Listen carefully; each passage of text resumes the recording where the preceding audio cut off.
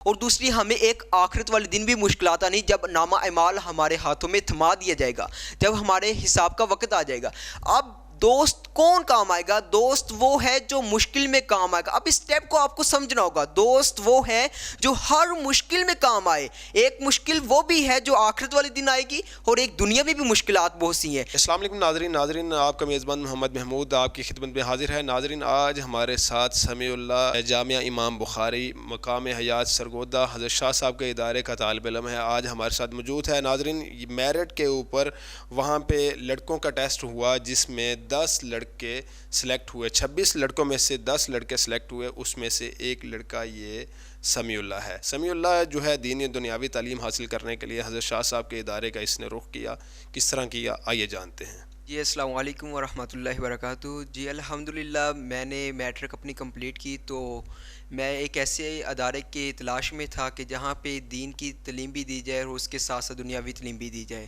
تو الحمدللہ اللہ تعالیٰ سے میں نے اس کی بہت الحمدللہ دعائیں بھی کی، تو اللہ تعالیٰ نے میری سنی۔ تو ایک کانفرنس منعقد ہوئی جہاں پہ شاہ صاحب تشریف لائے، انہوں نے اپنے ادارے کا انٹروڈکشن کروایا، اور انہوں نے ایک ایسے ادارے کا تعارف کروایا کہ جہاں پہ دینی تعلیم بھی اور دنیاوی تعلیم یعنی کہ اکٹھی دی جاتی ہے۔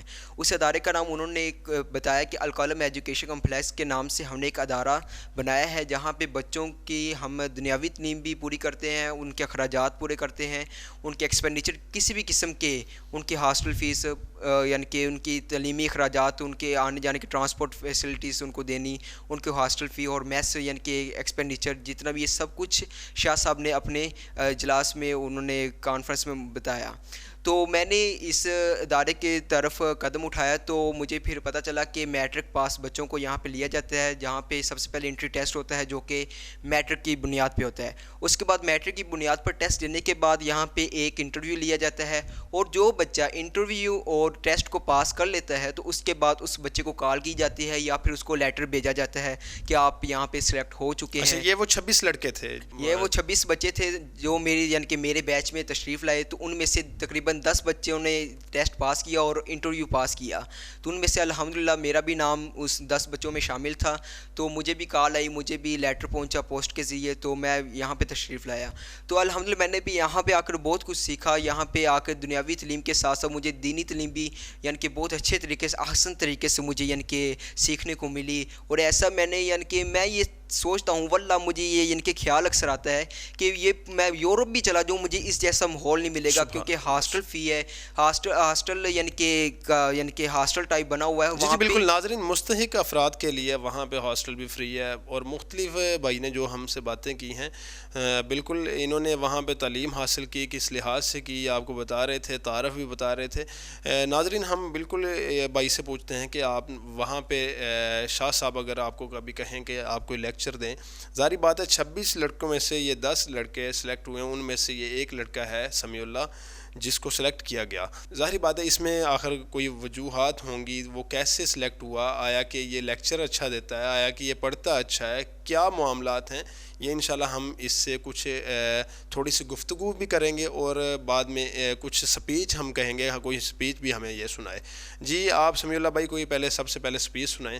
جی الحمدللہ سب سے پہلے میں آپ کو بتاتا ہوں کہ اس ادارے میں جیسے سلیکشن ہوتی ہے وہ ایک ٹیلنٹڈ بوائز، اور یعنی کہ یہ صرف اونلی فار بوائز ہے، تو اسی وجہ سے ان بچوں کے اندر ٹیلنٹڈ یعنی کہ ان کے اندر ٹیلنٹ چیک کیا جاتا ہے کہ بچے کے اندر کوئی شعور بھی ہے پڑھنے کا لکھنے کا یا نہیں ہے، اور اس کے علاوہ ادر ایکٹیویٹیز یعنی کہ بڑی پوسٹوں پہ جائیں وہ بچے کیا کر سکتے ہیں، صرف یعنی کہ کتابی کیڑے بنتے ہیں یا کوئی اور بھی کچھ کرتے ہیں۔ تو الحمدللہ یعنی کہ میں الحمدللہ بچپن ہی سے مجھے تقریر کرنے کا بہت شوق تھا، تو الحمدللہ میں نے شاہ صاحب کو بھی کئی دفعہ اپنی تقریر سنائی ہے، تو ان میں سے میں آپ کو صرف تقریر کا ایک شعر سناتا ہوں۔ جی بالکل، آپ تھوڑا سا لیکچر جو ہے ہمیں سپیچ سنائیں تو۔ پھر سے یہ سیاست چھوڑ کر داخل ہزار دین ہو، پھر سے یہ سیاست چھوڑ کر داخل ہزار دین ہو، ملک دولت ہے فقط حفظ حرم کا ایک ثمر، ایک ہوں مسلم حرم کی پاسبانی کے لیے، ایک ہوں مسلم حرم کی پاسبانی کے لیے، نیل کے ساحل سے لے کر تاب خاک کاشغر، نیل کے ساحل سے لے کر تاب خاک کاشغر۔ جی جی ماشاء اللہ. آپ تھوڑا سا وہ جو لیکچر ہے میرے خیال سے آپ نے داڑھی کے متعلق وہ کوئی تیار کیا ہے وہ بھی ذرا سنائیں. جی جی الحمدللہ میں یعنی کہ سوچ رہا تھا کہ میں اپنے یعنی کہ جو آج کل ہمارے عوام ہے، آج کل ہمارے لوگ ہیں، آج کل ہمارے جو نوجوان نسل ہے وہ آپ صلی اللہ علیہ وآلہ وسلم سے زبانی محبت کرتی ہے، عملی محبت نہیں کرتی. یعنی کہ میں اکثر سوچتا ہوں کہ یہ جو آپ صلی اللہ علیہ وسلم کی ذات، سب سے پہلے میں ایک سوال کرتا ہوں نوجوان نسل سے کہ سب سے زیادہ سب سے خوبصورت ہستی دنیا میں کون سی ہے؟ تو ہر نوجوان کا، ہر یعنی کہ نسل کے نوجوان کا، ہر فرد کا یہی جواب ہوتا ہے کہ سب سے پیاری خوبصورت ہستی آپ صلی اللہ علیہ وآلہ وسلم کی ہے.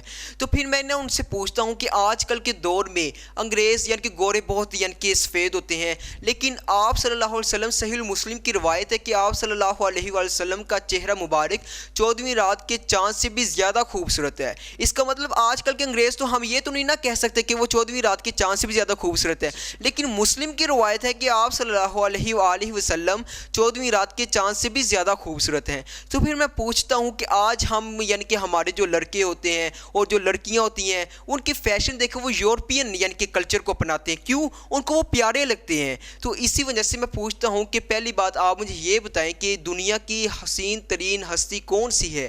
تو ایک ہی جواب نکلے گا، لا ریب، اس میں کوئی شک نہیں کہ آپ صلی اللہ علیہ وسلم کی ہستی سب سے پیاری، سب سے خوبصورت ہے.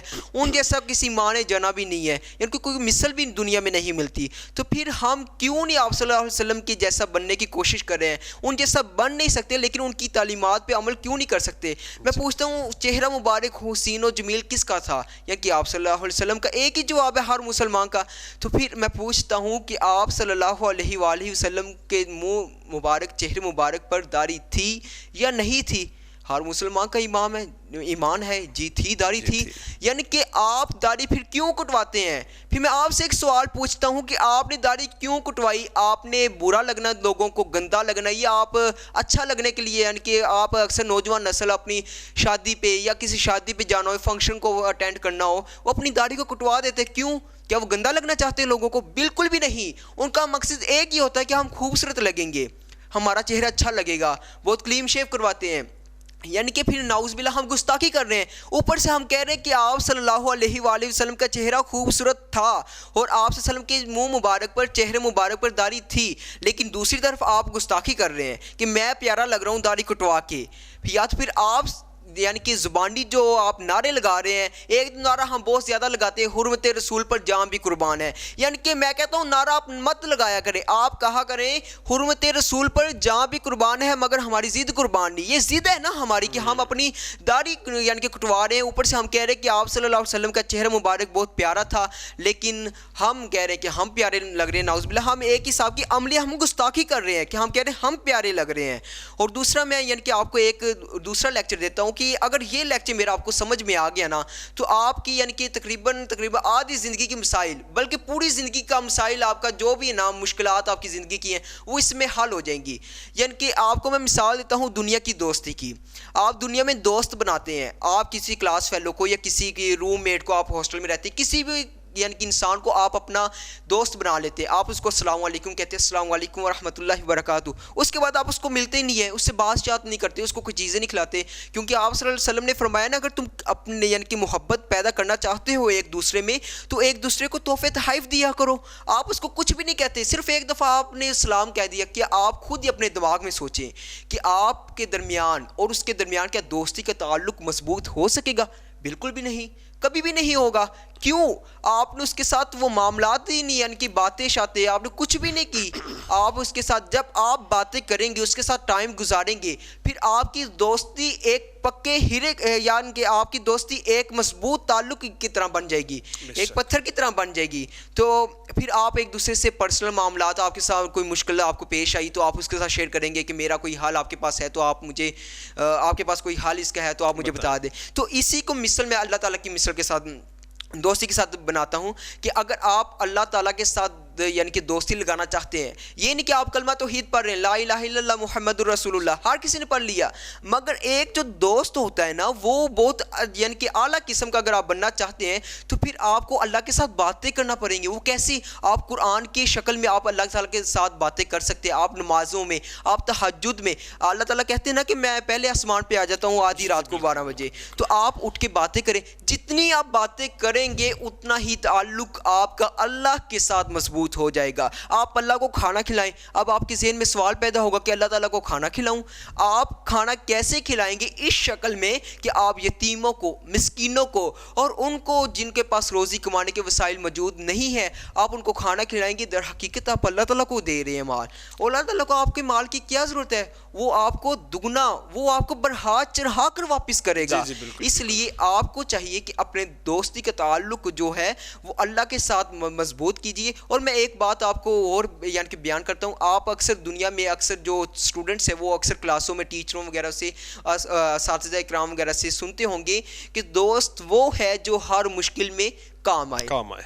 اب دو مشکلات ہیں ہماری. ایک ہے ہماری دنیاوی مشکلات, یعنی کہ اس میں ہم اپنے حل چاہتے ہیں ہر مشکل کا, اور دوسری ہمیں ایک آخرت والے دن بھی مشکلات آنی جب نامہ اعمال ہمارے ہاتھوں میں تھما دیا جائے گا, جب ہمارے حساب کا وقت آ جائے گا. اب دوست کون کام آئے گا؟ دوست وہ ہے جو مشکل میں کام آئے گا. اب اس اسٹیپ کو آپ کو سمجھنا ہوگا. دوست وہ ہے جو ہر مشکل میں کام آئے. ایک مشکل وہ بھی ہے جو آخرت والے دن آئے گی, اور ایک دنیا میں بھی مشکلات بہت سی ہیں. یعنی کہ ہر مشکل میں کام کون آئے گا؟ صرف اللہ تعالیٰ کی ذات ہے جو آپ کے کام آ سکے گی. اگر دنیا میں بھی کسی کو دوست بنانا ہے, کس کی خاطر بنانا ہے؟ اللہ کی. اگر اللہ تعالیٰ کی تعلیمات کے اوپر وہ چلتا ہے تو آپ اس کو اپنا دوست بنا لیں. بھائی میں نے تو اپنا دوست میں نے اس کی اللہ کی مانی, اللہ کی باتوں کو ترجیح دینا سیکھ لیں تو آپ کامیاب ہیں. جی بالکل. ناظرین, سمیع اللہ صاحب سے ایک سوال کریں گے. سمیع اللہ بھائی, آپ اس وقت وہاں پہ تعلیم حاصل کر رہے ہیں اور کس انداز سے کر رہے ہیں؟ اب آپ وہاں پہ کیسے تعلیم, مطلب یونیورسٹی میں آپ جا رہے ہیں, کالج میں جا رہے ہیں, وہ ذرا کائنڈلی عوام الناس کو بتائیں. جی بالکل. الحمدللہ میں نے میٹرک کے بعد جب اس ادارے کو جوائن کیا تو الحمدللہ مجھے محنت کرنے کا بہت شوق تھا. تو یعنی کہ کچھ موٹیویشن جو وہاں کے پرنسپل عبد المبین صاحب, انہوں نے یعنی کہ موٹیویشن لیکچر دینے, انگلش لینگویج کے اوپر ابھارنا, یعنی کہ اسی طرح سے جب میں موٹیویٹ ہوا تو میں نے اپنا قدم آگے فردر میں نے آگے اٹھایا. تو الحمدللہ انٹرمیڈیٹ میں نے امتحان پاس کی. اس کے بعد پرنسپل صاحب نے مجھے مشورہ دیا کہ آپ یونیورسٹیز میں اپلائی کریں, آپ یونیورسٹیز میں جائیں. تو میں نے سرگودا یونیورسٹیز میں اپلائی کیا. الحمدللہ میرا میرٹ کے اوپر نیم آیا. تو میں نے تقریباً 4 سبجیکٹ میں نے اپلائی کیا تھا. فرسٹ از کیمسٹری, اور دوسرا میں نے میتھمیٹکس, اور تیسرا ایگریکلچر اور فوڈ سائنس میں نے اپلائی کیا, جس میں سے الحمدللہ ثم الحمدللہ میرا 3 سبجیکٹ میں نام آیا تھا میرٹ کی لسٹ میں.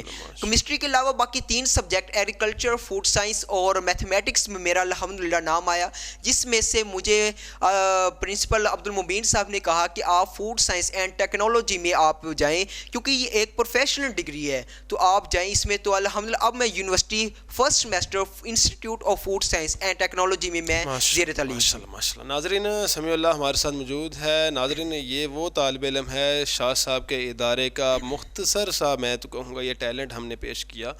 یہ تو ابھی کچھ بھی نہیں شاہ صاحب کے ادارے کا, یہ تو ٹیلنٹ ویسے ہی ایک جس طرح کہتے نہیں ہیں وہ دیگ میں سے تھوڑے سے چاول چکھنا, یہ وہ والی مثال ہے. مطلب الحمدللہ وہاں پہ کس طرح کے ٹیلنٹ پائے جاتے ہوں گے یہ آپ خود اندازہ اس سمیع اللہ بھائی سے آپ لگا سکتے ہیں. ناظرین, مزید اس طرح کی ویڈیو کے لیے ہمارا چینل سبسکرائب کریں. السلام علیکم.